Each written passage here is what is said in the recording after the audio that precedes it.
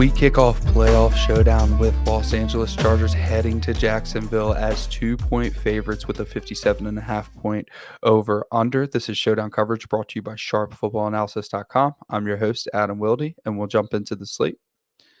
We've got Austin Eckler here at the top. He's usually a 70 to 80% owned player, but with this slate and the Jacksonville Jaguars being such values at all of their receiver positions, we could see that go down just a bit. He's still going to be over 50% owned, but it's really just going to depend on which offense you want to invest in. I could see people pivoting to Travis Etienne over Austin Eckler. I mean, theoretically, you could stack the Jacksonville Jaguars and leave 2,000 on the table and still feel okay about your lineup.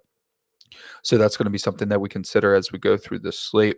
Justin Herbert at 10,800. That's $600 more than Trevor Lawrence. Pretty much a toss-up. I think that it's pretty safe to say that Herbert has a higher median projection than Trevor Lawrence, but with Trevor Lawrence having so many cheap options, we will see Trevor Lawrence's ownership rival Justin Herbert's. Keenan Allen, that's a 10 plus target like lock with Mike Williams out, right? And good touchdown equity, probably over 90% of the snaps, I'm guessing. So it's going to be really difficult to fade Keenan Allen in lineups that you play Justin Herbert. I really like so much value on the Jack side where you can just kind of not play Trevor Lawrence and go Austin Eckler and Keenan Allen and Justin Herbert, and then utilize some of that Jacksonville value without Trevor Lawrence, and then another cheap option for the Chargers. And that might not be super popular because as we get to Trevor Lawrence, we're going to see a ton of 4-2 Jack lineups. A lot of people have that negative speculation around or negative connotation for the Chargers because Brandon Staley made that horrible mistake of playing his starters all throughout the game last week. Mike Williams gets hurt. People wondering why Jacksonville is not favorites, things like that. So we're getting the unique situation where like the underdogs are actually the more popular play.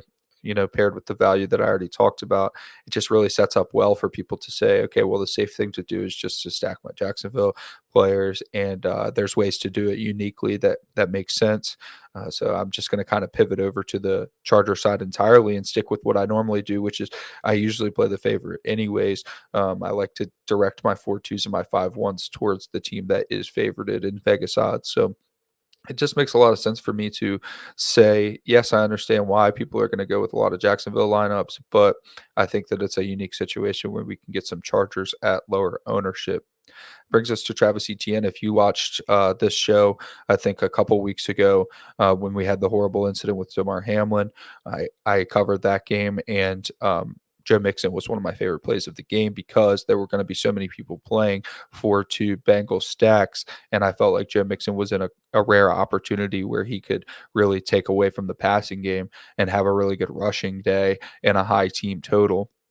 And that's the same with Travis Etienne. I'm going to be really locked in on playing Travis Etienne in my Chargers lineups because the thing with playing Austin Eckler and Travis Etienne, there's no negative correlation there because both players are involved in the rushing and the receiving game. Travis Etienne, not so much as Austin Eckler. Austin Eckler has at least 4 targets and I think 15 of his games this season. So it's understandable that Eckler is going to have the receiving work no matter what the game script is, but that's why he's $11,400 and Etienne isn't. If Etienne gets into negative game script, he is going to be involved in the passing game. They're not going to go to Jermichael Hasty or anything like that. But if the game can stay close and competitive, or if Jacksonville can just outright win, which is something we think could happen, we still have avenues for Chargers to succeed, and we still have avenues where Etienne, look, he got I think 8 rushes last week, and he had over 100 yards rushing still, so he doesn't need a ton of work to really get there. He's going to be one of my favorite targets that makes everything work in my Chargers stacks. Christian Kirk was 10,200 in the last Showdown game he played in, and he was the optimal captain. He came in at really low ownership. I think he was like 29-30% owned because he was so expensive, and Zay Jones was so much cheaper. Evan Ingram was so much cheaper. All similar to this week, all of the other receivers are just way cheaper than Christian Kirk. And Christian Kirk gets a $2,200 price decrease after being the optimal captain. Doesn't make a whole ton of sense to me. So he's still going to be a fantastic play. He is 8,000, so he's not going to be overlooked like he was last time that they played when he was the optimal captain. But he is still going to be a viable option at 8,000. And because he's the most expensive receiver, his ownership is not going to be out of control. So I still like going Christian Kirk over Evan Ingram or Zay Jones as just because I think that the ownership is still going to be lower. Not so much Evan Ingram, but I do think that comes in with better ownership than Zay Jones. Because if you put those two guys' seasons together, Zay Jones and Christian Kirk, it's really hard to disseminate which one's which. Zay Jones has not been far off Christian Kirk in terms of production, in terms of opportunity. Zay Jones has been Trevor Lawrence's kind of safety blanket, whereas Christian Kirk has not quite been that. Christian Kirk has been more of a field stretcher, push the ball down the field, kind of the competitive game script, the possession receiver. Those have lended more so to Zay Jones, and that's kind of how this game sets up. So I still love Christian Kirk. I do think his ownership comes in less than Zay Jones. I'm just saying this is why the field is probably, again, going to kind of lean into Zay Jones, and we'll get to that in a moment. Josh Palmer is another player who is not necessarily locked for 10 targets like we have with Keenan Allen, but he's gonna get 7, 8. So 2 times this season, Mike Williams missed 2 games in a row. Both times, Josh Palmer got 18 targets over those 2 games. So and 90% of the snaps. So we're expecting Josh Palmer to be a full-time player. We're expecting him to be heavily involved, to get somewhere between 8 and 9 targets, and he's only 6,600. But the kicker is that look who he's sandwiched between. He's sandwiched between Christian Kirk, who's going to be popular. He's sandwiched between Evan Ingram, who's going to be like a good pivot that we talk about in a second. People are going to want to go, why are people going to go Josh Palmer when they could go Zay Jones? So there's definitely ways that Josh Palmer comes in under owned, and he's a full-time player, 90% of the snaps, that's going to get 7 or 8 targets. I love clicking on him. I love including him in my Chargers stacks. Evan Ingram is my favorite Jacksonville receiver. He's 2 games removed from that really nice 3-game stretch that he had. So he's in a really weird stage that I wrote about in the article, where it's like we don't know if he is removed enough to where he's being overlooked, and people are assuming that he cannot have that 15 target game, but he's not far enough removed to where we're sure, like, can he have that 15 target game? So he's going to be an interesting play, probably coming under 30%, just because nobody knows what to do with him. We don't know if he's that 15 target guy still. We aren't certain if anyone else is going to feel like he's that 15 target guy still. So it's just a really difficult evaluation. That's something that I like to pick on. So these 2 guys in this $6,000 range are some of my favorite plays. I'll probably have one of them in each of my lineups, and they have the bonus of actually helping make your lineup work, helping keep your cumulative ownership down when they really shouldn't. They're both pretty good plays at their price point. That's going to bring us all the way down to Zay Jones, 5,400, just egregious. I got nothing. I don't know why, but I will say that every time I come into a showdown slate and I'm covering the Jaguars, I see Zay Jones' price, I say it's egregious, and it doesn't pan out. So for some reason, on all the showdown covered slates I've covered, or the ones that I've played even at 1 p.m. or 4 p.m., Zay Jones hasn't really panned out in those games, but he has plenty of games this season where he's been targeted over 7 times. He's at 5,400. You're just, why would you not play someone who's locked for 8 or 9 targets and going to be on the field the majority of the game? And obviously Trevor Lawrence is a huge fan, because in all the critical moments, it's Zay Jones who's really getting those targets, and all of the third downs, Zay Jones is getting the targets. So at 5,400, he makes a lot of sense. It's just that he's going to be 45% owned. So it's like, do you really want to play a 5,400 Zay Jones at 45% owned when you could go up just a little bit, and you're going to have the salary for it on the slate? You can play Evan Ingram or Josh Palmer.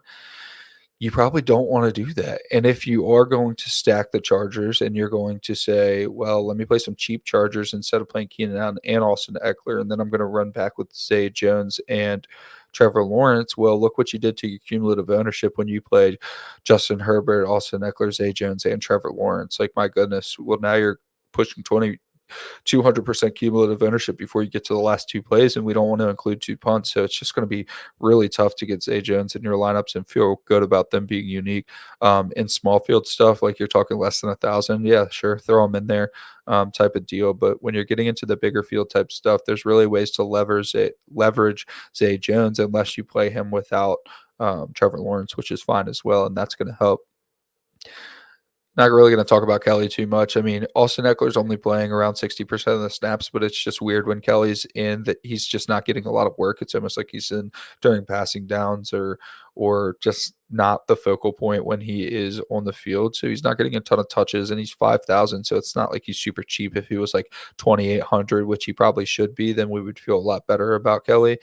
But he keeps that $5,000 price tag just because he is on the field plenty. I mean, he's on the field close to 30-40% of the time. It's just that whenever he's on the field, he's not typically getting utilized, and he's only 200 more than Gerald Everett, who's someone that I really like on this slate and also helps those Charger builds really work. So Gerald Everett at 4,800 feels like a really nice pivot if we're feeling like Palmer's ownership is getting too high.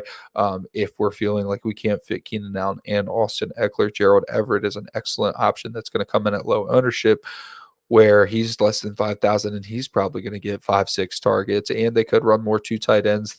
We have seen Donald Parham's snap share go up and Everett's snap shares stayed about the same, so they're both playing. Last week Palmer got about Parham got about 50% of the snaps, but starters came out early in that game. Probably shouldn't have been in that game at all, but I digress. So Everett, good option. Should get more snaps with Mike Williams out at least marginally, and should go overlooked in the $5,000 price range because this is going to be a slate where people want to go start some scrubs. We see it all. It's people want to go stars and scrubs every week. I should just stop saying that because that's just the typical build that the field likes to go with, and that's why these $5,000 players always go overlooked. But specifically this week when we have Austin Eckler and Keenan Allen locked in for so much volume. And then it just makes sense. Well, I can play Austin Eckler and Keenan Allen. I could get all of Justin Herbert's production, and then I could just play 4 Jaguars. Yeah, sign me up. So that's what the general consensus is going to be. We have obviously kickers and defense. This is a fantastic game for kickers and defense. They'll go pretty much overlooked, but the total's a healthy 47.5. People don't like to play defenses when it's two decent offenses, right? But defensive scoring is so wishy-washy. Like defensive touchdowns are really what matters. Kick returns, if Jamal Agnew's in, you've got a pretty good kick returner available there. I don't mind playing Agnew with the Jaguars for the old double dip in really large field tournaments. That's always a good option. So I like kickers and defense on this slate. Hasty's an excellent option at 3,200 if there weren't so much better options under him, because Hasty is playing in all different types of downs. They do not feel as though Hasty is locked into a certain role whenever Etienne's off the field. They'll put Hasty in for crucial third downs. They'll put him in for goal lines. It really just depends when Etienne needs a break. It really feels like Hasty is they're comfortable with him. They're fine going with him. He can score a touchdown. They will keep him in on the goal line if he gets him down there. So Hasty's a nice sneaky option for large field tournaments that people won't go with. DeAndre Carter did have his biggest game with Mike Williams out, but he's been mostly fool's gold whenever we've had Keenan Allen or Mike Williams out. He's been fine all season. He's fine at 3,000, but it's not as though he gets a huge difference between with Mike Williams in or out. His snap share will go up, but his production has remained relatively the same. So he's someone I'll keep in the player pool. I'll sprinkle him in, but I'm probably not going to have like over 20% of them in 20 max, something like that. Marvin Jones at 2,600, egregious again.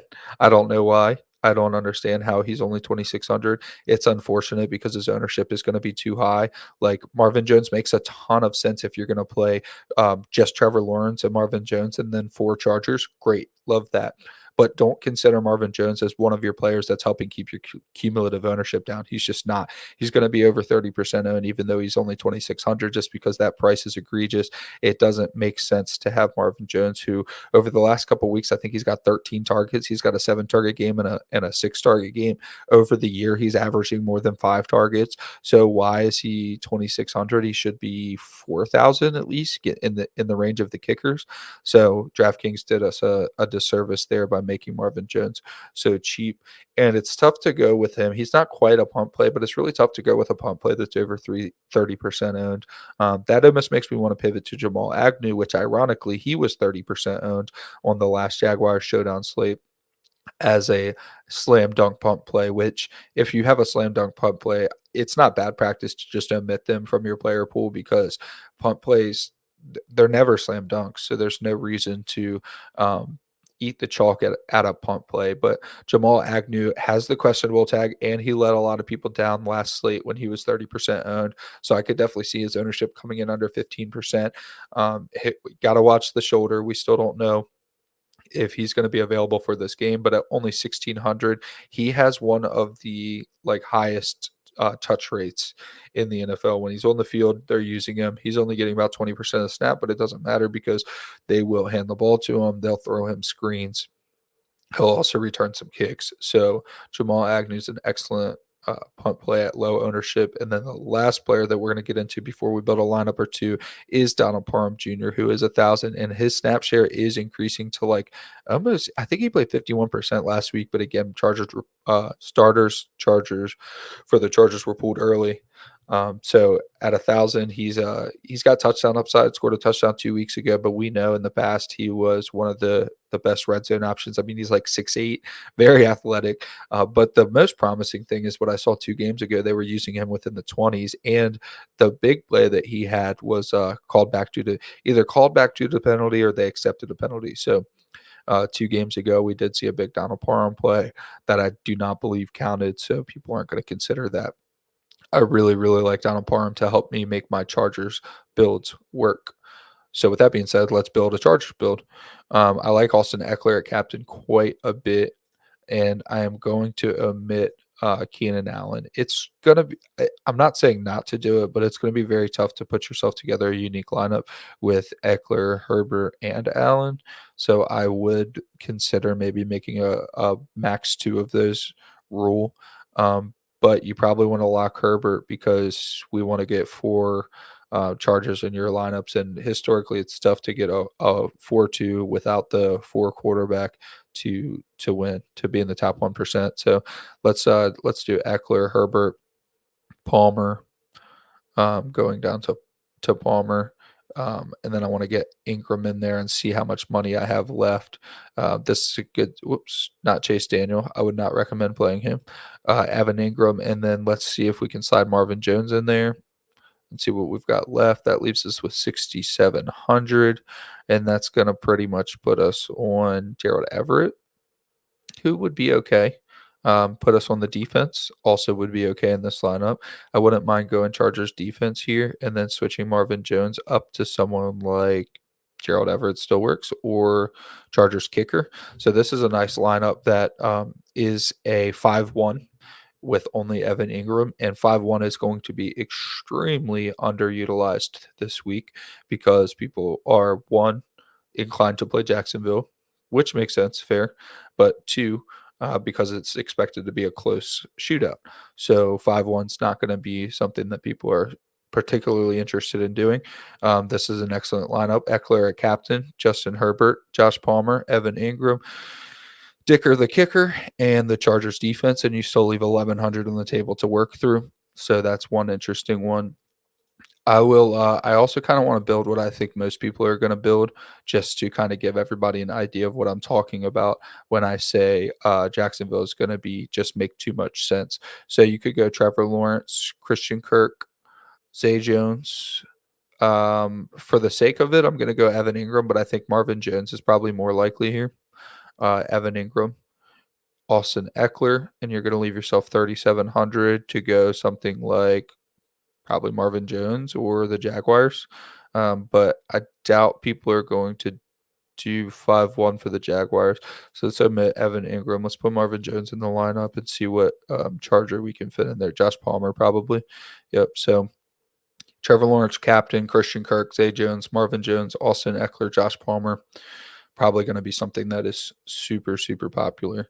You could take Eckler out, put Keenan Allen in, and then upgrade Josh Palmer, and you'll see a 5-1.